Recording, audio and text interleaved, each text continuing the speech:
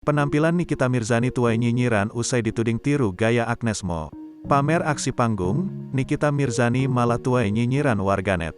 Banyak yang menilai penampilan Nikita Mirzani saat manggung mirip dengan Agnes Mo. Tak heran jika gaya Nikita Mirzani yang beraksi di panggung malah tuai nyinyiran.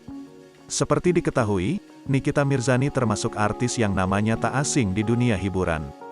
Sayangnya, Nikita Mirzani warawiri di telinga publik karena kontroversi yang dibuatnya. Nikita Mirzani sering menyentil hingga mengulik kehidupan pribadi artis lain. Namun baru-baru ini, mantan istri Dipo Latif itu mendadak pamer bakatnya di panggung. Melansir dari beberapa unggahan Instagram pribadinya, Nikita Mirzani memamerkan aksi panggungnya saat menyanyi. Yang pertama, Nikita pamer momen behind the scene ketika rambutnya ditata. Penampilan Nikita Mirzani saat itu memakai jaket warna pink dengan dalaman ungu. Sementara itu, rambut Nikita Mirzani dikepang rapi memanjang. Nikita Mirzani tampil percaya diri di atas panggung dengan beberapa penonton yang merekamnya. Akan tetapi, tak diketahui bagaimana suara panggung Nikita saat itu.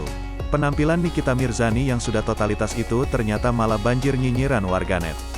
Banyak yang menyebut gaya Nikmir mirip dengan artis kondang Agnes Monica.